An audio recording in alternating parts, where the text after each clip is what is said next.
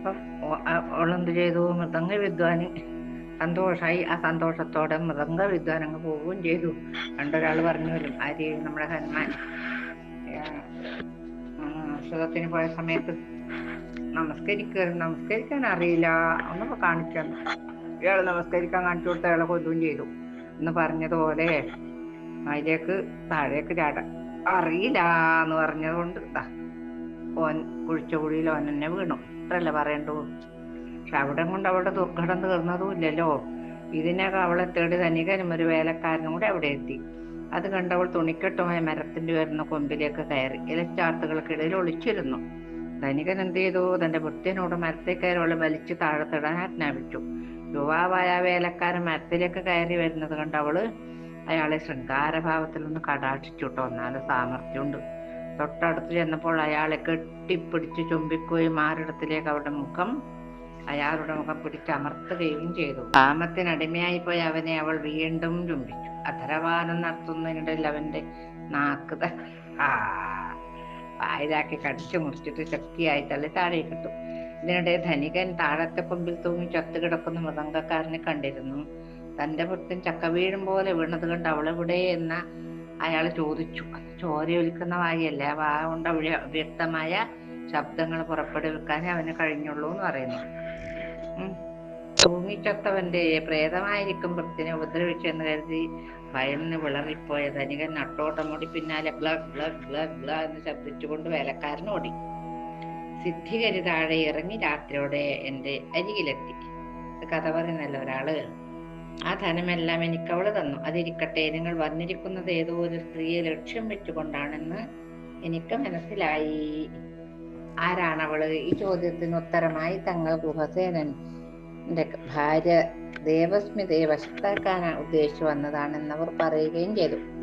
തങ്ങളെ അതിന് സഹായിക്കണമെന്ന് അപേക്ഷിക്കുകയും ചെയ്തു. ആ ദുഷ്ടസന്യാസിനി അവരുടെ ആഗ്രഹം സാധിച്ചു കൊടുക്കാമെന്നേറ്റ് അവരെ ബുദ്ധവിഹാരത്തിൽ താമസിപ്പിച്ച ശേഷം തന്റെ ശിഷ്യ സിദ്ധികരിയോടൊപ്പം ഗൃഹസേനന്റെ വീട്ടിൽ ചെന്നു. സന്യാസിനി ഒരു ദുഷ്ട. പടിവാതിക്കൽ കെട്ടിയിരുന്ന ഒരു പെൺപട്ടി അവരെ കണ്ട് കുരക്കാൻ തുടങ്ങി. ഉടനെ പുറത്തു വന്ന ദേവസ്മിത പൂജനീയയായ സന്യാസിനി ആദരപൂർവ്വം വീട്ടിലേക്ക് ആനയിച്ചു. സന്യാസിനി പറഞ്ഞു, മകളെ, ഭർത്തൃവിരഹം അനുഭവിക്കുന്ന നിന്നെ കണ്ട് സമാശ്വസിപ്പിക്കാൻ വന്നതാണ് കേട്ടോ ഞാൻ. കുറേ നേരം പലതും പറഞ്ഞിരുന്ന ശേഷം ഒരു രാത്രിയായി. ദേവസ്മിതയ്ക്ക് ആ സന്യാസിനോട് ഭക്തിയും ആദരവും തോന്നി. അത് പാവം. പിറ്റേന്ന് സന്യാസിനി വന്നു. ഒരു കഷണം ഇറച്ചിയിൽ നന്നായി കുരുമുളക് അരച്ച് പുരട്ടിയത് അവരുടെ കയ്യിലുണ്ടായിരുന്നു. ആ ഇറച്ചി കഷ്ണം അവർ പട്ടിക്കിട്ട് കൊടുത്തു. പട്ടി അത് തിന്നുന്നതിനിടയിൽ അവർ അകത്തേക്ക് പോയി. സന്യാസിനി വീണ്ടും വന്നതിൽ സന്തോഷിച്ച ദേവസ്മിത ഇറങ്ങി വന്നു. അപ്പോൾ സന്യാസിനി ആ പട്ടിയെ നോക്കിക്കൊണ്ട് കണ്ണുനീരൊഴുക്കാൻ തുടങ്ങി. ഇത് കണ്ട് അത്ഭുതപ്പെട്ട്, എന്തേ അമ്മ കരയുന്നത് എന്ന് ചോദിച്ചു ദേവസ്മിത. മകളെ, ആ പട്ടിയെ നോക്കൂ, അവൾ കരയുന്നത് കണ്ടോ? കുരുമുളകിന്റെ എരിവ് സഹിക്കാതെ പട്ടിയുടെ കണ്ണുകളിൽ നിന്ന് വെള്ളം ഒഴുകുന്നുണ്ടായിരുന്നു. അതാണ് പറഞ്ഞ സൂത്രം. അത് കണ്ട് ദേവസ്മിത അത്ഭുതപ്പെട്ടു. മകളെ, അവളും ഞാനും മുൻജന്മത്തിൽ സഹോദരിമാരായിരുന്നു കേട്ടോ. ഞങ്ങൾക്ക് ഇരുവർക്കും പൂർവ്വജന്മ സ്മരണ ഉണ്ടായതുകൊണ്ടാണ് ഇരുവരും കരഞ്ഞു പോയത് കേട്ടോ. കഴിഞ്ഞ ജന്മത്തിൽ ഞങ്ങളെ സൗന്ദര്യവും ആരോഗ്യവും തിരിഞ്ഞ സഹോദരിമാരായിരുന്നു. ഞങ്ങൾ യഥാസമയം വിവാഹിതരായെങ്കിലും രാജസേവകരായ ഭർത്താക്കന്മാർ എപ്പോഴും രാജകാര്യാർത്ഥം സദാ യാത്രയിലായിരുന്നു കേട്ടോ. യൗവന സഹജമായ ആഗ്രഹപൂർത്തി വരുത്താൻ ഞാൻ ചില ചാരന്മാരെ സ്വീകരിച്ചിരുന്നു. എന്നാൽ ഇവള് എനിക്ക് പറഞ്ഞു തന്നിട്ടുണ്ട്, അത് പാപമാണെന്നും പാതിവർത്യമാണ് മഹത്തരമെന്നും വിശ്വസിച്ച് ഭർത്തൃനാമം ജപിച്ചു കഴിഞ്ഞു. ഈശ്വരദത്തമായ ഇന്ദ്രിയങ്ങൾക്ക് അവയുടേതായ കാമപൂർത്തി വരുത്താൻ അവസരം നൽകാതിരിക്കുന്നതാണ് പാപമെന്ന് എനിക്ക് നന്നായി അറിയാമായിരുന്നത് കൊണ്ട് ഞാനൊരു പാപശങ്കയും കൂടാതെ യുവാക്കളോടൊത്ത് രമിച്ചു സുഖമായി ജീവിച്ചു മരിച്ചു. ഇവളാകട്ടെ പാതിവൃത്തത്തിൽ മുറുകെ പിടിച്ച് ഇന്ദ്രിയങ്ങളെ പട്ടിണിക്കിട്ട് ജീവിതം ആസ്വദിക്കാതെ മരിച്ചു. ഇപ്പോൾ നോക്കൂ, ആ പാപഫലമായി ഇവളൊരു പട്ടിയായും എന്റെ മുൻജന്മ പുണ്യം കൊണ്ട് ഞാനൊരു സന്യാസിനിയായും കഴിയുന്നു. എന്താ വാചാലത! ഇത് കേട്ട് ദേവസ്മിത ഉള്ളിൽ ഊറി ചിരിച്ചു. ഇങ്ങനെയും ഒരു ധർമ്മശാസ്ത്രമോ? ഇവർ കാണും പോലെ അല്ലാട്ടോ, കുടില മനസ്കയാണ്. എന്നെ വഴിതെറ്റിക്കാൻ മനഃപൂർവ്വം ഇറങ്ങി തിരിച്ചിരിക്കുകയാണ് എന്ന് ദേവസ്മിതക്ക് മനസ്സിലായി. എന്തായാലും എത്രത്തോളം പോകുമെന്ന് നോക്കാലോ. ഇങ്ങനെ വിചാരിച്ചുകൊണ്ട് അവൾ പറഞ്ഞമ്മേ, ഞാനും പാതിവൃത്യമാണ് കുലസ്ത്രീ ധർമ്മം എന്ന് വിചാരിച്ചിരിക്കുകയായിരുന്നു. അമ്മ പറഞ്ഞതാണ് മോക്ഷമാർഗമെങ്കിൽ ഏതെങ്കിലും യുവാക്കളെ എനിക്കൊന്ന് പരിചയപ്പെടുത്തി തരുമോ എന്ന് ചോദിച്ചു. ഇത്ര വേഗം ദേവസ്മിതയെ വശത്താക്കാൻ കഴിഞ്ഞതിലുള്ള സന്തോഷം ഉള്ളിൽ ഒതുക്കി സന്യാസിനി പറഞ്ഞു. മറ്റൊരു ദേശത്തു നിന്നും എത്തിയ ഒരുപാട് സമ്പത്തുള്ളവരും സുന്ദരന്മാരുമായ ഏതാനും യുവാക്കളെ എനിക്കറിയാം മോളെ. ഞാൻ അവരെ ഇങ്ങോട്ട് പറഞ്ഞേക്കാട്ടോ. സന്യാസിനി വേഗം മടങ്ങിപ്പോയി. ഉടനെ ദേവസ്മിത തന്റെ തോഴിമാരെ വിളിച്ച് ആ സന്യാസിനിയുടെ കുടിലതന്ത്രം വിശദമാക്കിയ ശേഷം കുറെ മദ്യം വരുത്തി അതിൽ ഉമ്മത്തിൻ കായ അരച്ച് കലക്കി വെക്കാനും കൊല്ലനെ കൊണ്ട് പട്ടിയുടെ നാക്കിന്റെ രൂപത്തിൽ ഒരു ചിരവ ഉണ്ടാക്കി സൂക്ഷിക്കാനും ഏർപ്പാടാക്കി. തോഴിമാർ അപ്രകാരമെല്ലാം ഒരുക്കി വെച്ചു. ഒരുവള് ദേവസ്മിതയുടെ വസ്ത്രങ്ങൾ ധരിച്ച് ഒരുങ്ങി നിന്നു. രാത്രിയായപ്പോൾ യുവാക്കളിൽ ഒരുവനെ പ്രച്ഛന്ന വേഷം ധരിപ്പിച്ച് സന്യാസിനി ദേവസ്മിതയുടെ വീട്ടിലെത്തിച്ചിട്ട് മടങ്ങിപ്പോയി. ദേവസ്മിതയുടെ വേഷം ധരിച്ചു നിന്ന തോഴി അവനെ ശൃംഗാരചേഷ്ടകളോടെ അകത്തേക്ക് ആനയിച്ച് ഉമ്മത്തങ്കായ കലക്കിയ മദ്യം ധാരാളം കുടിപ്പിച്ചു ട്ടോ. ബോധം നശിച്ചു മറിഞ്ഞു വീണ് അവന്റെ നെറ്റിയിൽ പട്ടി നാക്കുരൂപത്തിലുള്ള ഒരു ചിരവ കൊണ്ട് ആഴത്തിൽ കോറിയ ശേഷം വസ്ത്രങ്ങളെല്ലാം അഴിച്ചെടുത്ത് നഗ്നനാക്കി പുറത്ത് തെരുവിനരികിലുള്ള ഓടയിൽ കൊണ്ടുചെന്നിട്ടു. തോഴിമാർ മടങ്ങിപ്പോവുകയും ചെയ്തു. പാതിരാത്രി കഴിഞ്ഞപ്പോൾ മദ്യത്തിന്റെ കെട്ടുവിട്ടവൻ പിടഞ്ഞെഴുന്നേറ്റു. ഓടയിൽ നഗ്നനായി കിടക്കുകയാണെന്നും നെറ്റിയിൽ നിന്നും ചോര ഒഴുകുന്നുണ്ടെന്നും മനസ്സിലാക്കിയവൻ ഇരുട്ടിന്റെ മറപറ്റി ഓടി ബുദ്ധവിഹാരത്തിലെത്തി. ആരെയും അറിയിക്കാതെ ദേഹത്ത് ചെളിയെല്ലാം കഴുകിക്കളഞ്ഞ് വസ്ത്രം ധരിച്ച് നെറ്റിയിലെ പോറൽ കാണാതിരിക്കാൻ തുണി കൊണ്ടൊരു കെട്ടിന് കെട്ടി ഉറങ്ങാൻ കിടന്നു. തനിക്ക് പറ്റിയ അമളി തന്റെ കൂട്ടുകാരെല്ലാം അനുഭവിക്കണമെന്ന് അവന് നിർബന്ധം. അതാണ് പറഞ്ഞത്. ഇപ്പൊ നമ്മളെ വീട്ടിൽ കറണ്ട് പോയിട്ടുണ്ടെങ്കിൽ വേഗം പുറത്തിറങ്ങി നോക്കും. അടുത്ത വീട്ടിലും പോയിട്ടുണ്ടോ എന്നാ സമാധാനം. അതുമാതിരി എനക്ക് വന്നത് വരാവൂന്നല്ല, മറ്റവർക്കും വരണം തന്നെ. പിറ്റേന്ന് നേരം പുലർന്നതും 3 ചങ്ങാതിമാരും അവന്റെ കിടക്കൈക്കരിയിൽ ഓടിയെത്തി തലേ രാത്രിയിൽ അനുഭൂതികളെ കുറിച്ച് വിസ്തരിക്കാൻ ആവശ്യപ്പെട്ടു. അതൊന്നും വാക്കുകളെ വർണ്ണിക്കാനാവില്ല കേട്ടോ. നന്നായി മദ്യപിക്കുകയും അശേഷം ഉറങ്ങാതെ അവളോടൊപ്പം ആനന്ദിക്കുകയും ചെയ്തതിനാൽ താൻ നന്ന ക്ഷീണിതനാണെന്നും നല്ല തലവേദന ഉള്ളതുകൊണ്ടാണ് നെറ്റി മറച്ച് കെട്ടിയിരിക്കുന്നതെന്നും തന്മയത്വമായി അവൻ പറഞ്ഞു. ഈ സന്യാസിനിയുടെ അല്ലേ കൂട്ടുകാർ. അവരത് വിശ്വസിച്ച് സന്ധ്യയാകാൻ കാത്തിരുന്നു. സന്ധ്യ മയങ്ങിയതും രണ്ടാമൻ യാത്രയായി. അവനും അതേ അനുഭവമുണ്ടായി. തന്റെ മുൻഗാമി തങ്ങളെ പറ്റിക്കുകയായിരുന്നെന്ന് മനസ്സിലാക്കിയവനും കരുതിയത് മറ്റു രണ്ടുപേരും ഈ അനുഭവം നേരിടട്ടെ എന്നാണ്. അതാണ് ദുഷ്ടചിന്തയുള്ളവര്. അല്ലെങ്കിൽ നിങ്ങൾക്ക് ഇങ്ങനെ അബദ്ധം പറ്റീനി, നിങ്ങൾക്ക് അത് പറ്റാതിരിക്കട്ടെ എന്നല്ലേ വിചാരിക്കേണ്ടത്. അതല്ല. ചുരുക്കത്തിൽ 4 പേർക്കും ഈ ദുർഗതി ഉണ്ടായി. പിന്നെ 4 ചെന്ന് സന്യാസിനോട് യാത്ര പോലും പറയാതെ സ്ഥലം വിടുകയും ചെയ്തു. 4 നെറ്റിയിൽ കെട്ടെല്ലാം കെട്ടി. കഥയൊന്നും അറിയാത്ത സന്യാസിനി ശിഷ്യയോടൊപ്പം അടുത്ത ദിവസം ദേവസ്മിതയെ സന്ദർശിക്കാനെത്തി. പഴയ ആദരവോടെ തന്നെ അവരെ അവൾ സ്വീകരിച്ചു. തലേ 4 രാത്രിയും താൻ ശരിക്കും ആസ്വദിച്ച് ആഘോഷിച്ചെന്നും അതിന് വഴിയൊരുക്കിയ സന്യാസിനി അമ്മയോട് നന്ദിയുണ്ടെന്ന് പറഞ്ഞിട്ട് ഉമ്മത്തിൻ കായ ചേർത്ത മദ്യം 2 പേർക്ക് നൽകി അത് കുടിച്ച് ബോധരഹിതയായ അവരുടെ മൂക്കും കാതും മുറിച്ചു കളഞ്ഞിട്ട് ഓടയിൽ കൊണ്ടുചെന്നിടാൻ തോഴിമാരോട് അവൾ പറഞ്ഞു. ഇത്രയുമൊക്കെ കഴിഞ്ഞിട്ടുണ്ടായ സംഭവമെല്ലാം അവൾ ഭർത്തൃമാതാവിനോട് വിശദമായി പറഞ്ഞു. അത് കേട്ട് തന്റെ മരുമകൾ ചെയ്തതെല്ലാം ഭംഗിയായെന്നും പക്ഷേ അപമാനിതരായി മടങ്ങിയ ആ ചെറുപ്പക്കാർ തന്റെ മകനെ കൊന്നുകളയുമോ എന്നാണ് തന്റെ പേടിയെന്നും അവർ പറഞ്ഞു. അത് കേട്ട് ദേവസ്മിതക്കും ഭയം തോന്നിയെങ്കിലും അവൾ പറഞ്ഞു, ഇല്ലാമ്മേ, അങ്ങനെയെങ്കിൽ ശക്തിമതി ഭർത്താവിനെ രക്ഷിക്കാൻ ചെയ്തതുപോലെ ഞാനും ചെയ്യും എന്ന് പറഞ്ഞിട്ട് ശുശ്രുവിനോട് ശക്തിമതിയുടെ കഥ പറയാൻ തുടങ്ങി. ശക്തിമതി എന്ന് പറഞ്ഞ ആരാണ് മോളെ? ആ കഥ കേൾക്കണം എന്ന് പറഞ്ഞു അമ്മായിയമ്മ. അത് പറയാൻ തുടങ്ങി. പണ്ടൊരിടത്തൊരു യക്ഷക്ഷേത്രം ഉണ്ടായിരുന്നു അമ്മേ. ധാരാളം ഭക്തജനങ്ങൾ വന്ന് പ്രാർത്ഥിക്കുകയും അഭിഷ്ടസിദ്ധി നേടുകയും ചെയ്തിരുന്നു ഈ ക്ഷേത്രത്തിൽ. എന്നാൽ ക്ഷേത്രത്തിന്റെ നിഗൂഢതകൾ പ്രയോജനപ്പെടുത്താൻ ഉദ്ദേശിച്ചു വരുന്ന ഒളിസേവക്കാരെ യക്ഷൻ ഒറ്റിക്കൊടുക്കുകയും ചെയ്യും. ചാരന്മാരോടൊപ്പം രാത്രിയുടെ യാമങ്ങളിൽ അഴിഞ്ഞാടാനെത്തിയ പല കുലവധുക്കളും പിടിക്കപ്പെടുകയും വധശിക്ഷയ്ക്ക് വിധേയരാകുകയും ചെയ്തിട്ടുണ്ട് ഇവിടെ. ഒരിക്കൽ വലിയ ധനികനായ ഒരു കച്ചവടക്കാരൻ അതിസുന്ദരിയായ ഒരു വ്യഭിചാരിണിയെയും കൂട്ടി ക്ഷേത്രത്തിൽ വരികയും ക്ഷേത്രത്തിൽ വന്നിട്ട് ഇവരെ വൃത്തികെട്ട കളി കളിക്കേണ്ടത്. പിടിക്കപ്പെടുകയും ഉണ്ടായി. പിറ്റേന്ന് രാജസമക്ഷം ഹാജരാക്കാമെന്ന് കരുതി അവരെ ക്ഷേത്ര ഭരണാധികാരികൾ ഒരു മുറിയിൽ അടച്ചു. ഈ സമയം കച്ചവടക്കാരന്റെ ഭാര്യയായ ശക്തിമതി എന്ന പതിവ്രതാരത്നം ഈ വിവരം അറിഞ്ഞു. എങ്ങനെയെങ്കിലും തന്റെ ഭർത്താവിനെ രക്ഷപ്പെടുത്തണമെന്ന് ദൃഢനിശ്ചയമെടുത്ത ശക്തിമതി തന്റെ ഏതാനും തോഴികളോടൊന്നിച്ച് ക്ഷേത്ര ദർശനത്തിന് വന്നു.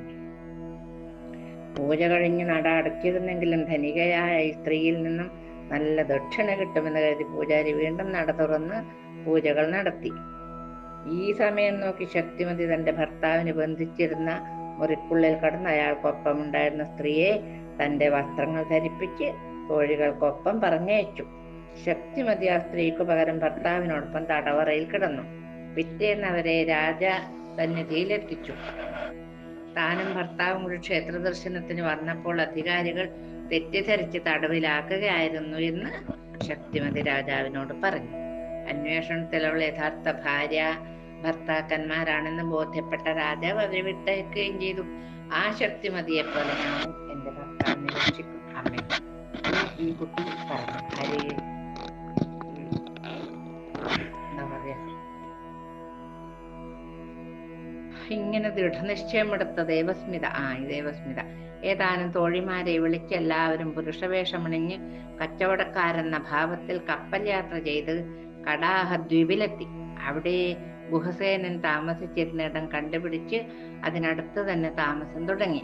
പിറ്റേന്ന് ദേവസ്മിത രാജസന്നിധിയിലെത്തി താൻ കച്ചവടത്തിന് വന്ന വിദേശിയാണെന്നും തന്നെ 4 യുവാക്കൾ വഞ്ചിച്ചെന്നും രാജാവ് അതിന് പരിഹാരമുണ്ടാക്കി തരണമെന്നും അപേക്ഷിച്ചു. ആ യുവാക്കളെ കണ്ടുപിടിക്കാൻ രാജ്യത്തുള്ള മുഴുവൻ ആളുകളെയും അവിടെ വിളിച്ചുകൂട്ടാൻ രാജാവ് ഉത്തരവിട്ടു. പിറ്റേന്ന് രാജസന്നിധിയിലെത്തിയ ആൾക്കൂട്ടത്തിൽ നെറ്റിയിൽ കെട്ടുമായി 4 യുവാക്കൾ നിൽക്കുന്നത് ദേവസ്മിത കണ്ടു. അവരെ ചൂണ്ടിക്കാണിച്ചിട്ട് തനിക്ക് അവരിൽ നിന്നുണ്ടായ ദുരനുഭവമെല്ലാം അവ രാജാവിനോട് വിസ്തരിച്ചു പറഞ്ഞു. രാജാവ് അവരോട് വലിയ സംഖ്യ പിഴയായി ദേവസ്മിതക്ക് കൊടുക്കാൻ ആജ്ഞാപിച്ചു. അങ്ങനെ ലഭിച്ച കണക്കില്ലാത്ത ധനവുമായി അവൾ തന്റെ ഭർത്താവിന്റെ അടുത്ത് ചെന്ന് കാര്യങ്ങളെല്ലാം പറഞ്ഞു. പിന്നെ അവർ സന്തോഷത്തോടെ മടങ്ങി നാട്ടിലെത്തി സുഖമായി ജീവിച്ചു. വസന്തകൻ വാസവദത്തയോടും ഉദയനനോടും ഇപ്രകാരം കഥ പറഞ്ഞ് അവസാനിപ്പിച്ചു. ആര് പറഞ്ഞ കഥ എന്തൊക്കെ? വസന്തകൻ. പിറ്റേന്ന് ചണ്ഡമഹാസേന രാജാവിന്റെ ഒരു ദൂതൻ ഉദയനന്റെ അടുത്തെത്തി രാജാവിന്റെ സന്ദേശം പകർന്നു കൊടുത്തു. തനിക്ക് ഉദയനനോട് യാതൊരു വിരോധവുമില്ലെന്നും തന്റെ മകൾക്ക് അനുരൂപനായ വരനാണ് ഉദയനെന്നും അവരെ തമ്മിൽ യോജിപ്പിക്കാൻ താൻ ചില വളഞ്ഞ വഴികൾ അവലംബിച്ചത് ക്ഷമിക്കണമെന്നും ഇനിയെല്ലാം മംഗളമായി നടക്കണമെന്നും അതിനായി തന്റെ മകൻ ഗോപാലകനെ കൗശാംബിയിലേക്ക് അയക്കുന്നതാണെന്നും അവന്റെ മേൽനോട്ടത്തിൽ ഉദയന വാസവദത്തമാരുടെ വിവാഹം ആർഭാടപൂർവ്വം നടത്താമെന്നും മറ്റുമായി ആയിരുന്നു ആ സന്ദേശം.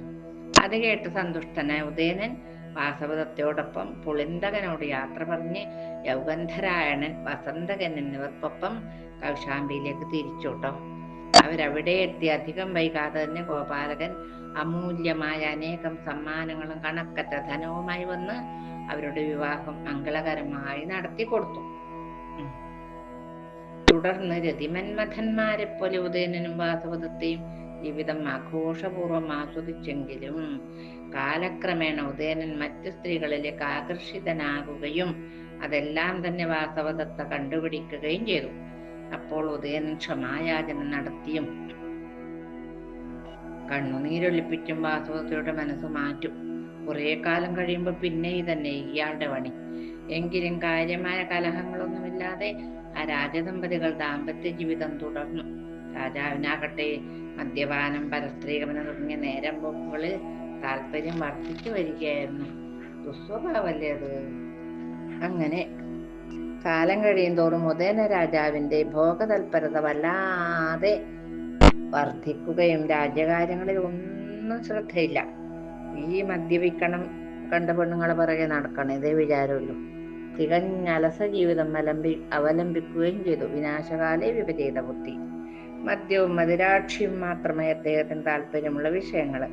മന്ത്രിമാർക്കും മറ്റ് രാജസേവകർക്കും വാസവദത്തയും രാജാവിന്റെ രീതി കണ്ട് വലിയ ദുഃഖവും ഭീതിയും തോന്നി. ഇനി എന്ത് സംഭവിക്കുന്ന അറിയുന്നില്ലല്ലോ.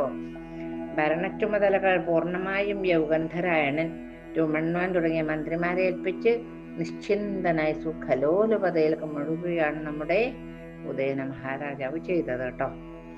ഒരു ദിവസം തന്റെ കാര്യാലയത്തിലിരുന്ന് യൗഗന്ധരായണൻ രുമണ്വാനോട് ഇപ്രകാരം പറഞ്ഞു: ഹേ രുമണ്വാൻ, താങ്കൾക്കറിയാമല്ലോ നമ്മുടെ രാജാവിന്റെ ഈ പോക്ക് ഒട്ടും ശരിയല്ലെന്ന്. പ്രശസ്തമായ പാണ്ഡവകുലത്തിൽ ജനിച്ചവനാണ് താനെന്ന വിചാരം പോലും അദ്ദേഹത്തിന് ഇല്ലാതായിപ്പോയല്ലോ. പക്ഷെ നാം മന്ത്രിമാർ അങ്ങനെ നിശ്ചിന്തരായി കൂടാട്ടോ. ശത്രുഭയം ഒഴിവാക്കുക, രാജ്യവിസ്തൃതി വർദ്ധിപ്പിക്കുക തുടങ്ങിയ കാര്യങ്ങളിൽ നാം മുഴുകേണ്ടതുണ്ട്. നമ്മുടെ തൊട്ടടുത്ത രാജ്യമായ മഗധയിലെ രാജാവ് പ്രദ്യോതനാണല്ലോ. അദ്ദേഹത്തെ ആക്രമിച്ച് കീഴടക്കുക എളുപ്പമല്ല. അതുകൊണ്ട് അദ്ദേഹം ഒരു ദൃഢബന്ധം ഉണ്ടാക്കുകയാണ് നമുക്ക് കരണീയം. നമ്മൾ അതാണ് ചെയ്യേണ്ടത്. അദ്ദേഹത്തിന്റെ പുത്രി പത്മാവതിയെ നമ്മുടെ മഹാരാജാവ് വിവാഹം കഴിച്ചാൽ ആ ബന്ധം ഉറപ്പാക്കാം. പക്ഷെ രാജാവിന് പ്രഥമ പത്നിയായി വാസവദത്ത ഉള്ളിടത്തോളം കാലം അവരുടെ കീഴിൽ വെറുമൊരു രണ്ടാം ഭാര്യയെ പത്മാവതി അയക്കാൻ അഭിമാനിയായ പ്രദ്യോത രാജാവ് തയ്യാറാവുകയില്ല. അതിന് നമുക്കൊരു തന്ത്രം മെനയണം. വാസവദത്ത മഹാറാണിയെ നാം മറ്റൊരിടത്തേക്ക് മാറ്റി പാർപ്പിക്കാം. ഒരു ദിവസം റാണിയെ സംരക്ഷിച്ചുകൊണ്ട് കൊട്ടാരം കത്തിക്കണം. അഗ്നിയിൽ റാണിയും മരിച്ചതായി വാർത്ത പരത്തണം. അതിനുശേഷം പത്മാവതി വിവാഹം കഴിപ്പിച്ച് തരാൻ പ്രദ്യോത രാജാവിനെ സമീപിച്ചാൽ കാര്യം വേഗം നടക്കൂലോ. ആർക്ക് വാസവദത്തൊക്കൊന്നും പറ്റുകയും ചെയ്യില്ല, നമ്മുടെ കാര്യങ്ങൾ നടക്കുകയും ചെയ്യും. പിന്നെ അദ്ദേഹത്തിന്റെ സഹായത്തോടെ മറ്റ് രാജ്യങ്ങൾ ഓരോന്നായി ആക്രമിച്ച് കീഴടക്കാം. ആക്രമണം കൂടാതെ തന്നെ ചെറു രാജാക്കന്മാർ നമ്മുടെ മേൽക്കോയ്മ അംഗീകരിച്ച് കപ്പം തരാൻ തയ്യാറാകുകയും ചെയ്യും. അങ്ങനെ ഭാരതവർഷം മുഴുവൻ പഴയ പാണ്ഡവരെ പോലെ ഉദയന മഹാരാജാവ് വാഴുന്ന കാലം വരണം. അതിനായി നമുക്ക് ഇങ്ങനെ ചില ചെറിയ അപരാധങ്ങൾ ചെയ്യാതെ പറ്റില്ല എന്ന് രുമണ്വാനോട് പറഞ്ഞു. യൗഗന്ധരായണൻ, അദ്ദേഹം നല്ലൊരു മന്ത്രിയാണ്. ഇത് കേട്ട് രുമണ്വാൻ പറഞ്ഞു: കാര്യമൊക്കെ ശരി തന്നെ, പക്ഷെ അതിനായി ഇത്തരം വളഞ്ഞ വഴികൾ സ്വീകരിക്കുന്നത് ബുദ്ധിപൂർവകമായിരിക്കുമോ എന്നെനിക്ക് സംശയമുണ്ട്. നമ്മുടെ പരിപാടികൾ പണ്ടൊരു സന്യാസിക്ക് പറ്റി അമളി പോലെ ആയാലോ എന്നാണ് എൻ്റെ ഭയം. ആ കഥ താങ്കൾ കേട്ടിട്ടില്ലേ? ഇല്ലെങ്കിൽ ഞാൻ പറഞ്ഞു തരാം. അപ്പോ ആ കരടിയുടെ കഥ, സന്യാസിയുടെ കഥ പറഞ്ഞു കൊടുക്കുകയായിരുന്നു. സന്യാസിയും കരടിയും. അത് നാളെ പറയട്ടെ. കായേന വാചാ മനസേന്ദ്രിയർവാ ബുദ്ധ്യാത്മനാ വാ പ്രകൃതി സ്വഭാവാത് കരോമി യദ്യൽ സകലം പരസ്മൈ നാരായണായേതി സമർപ്പയാമി.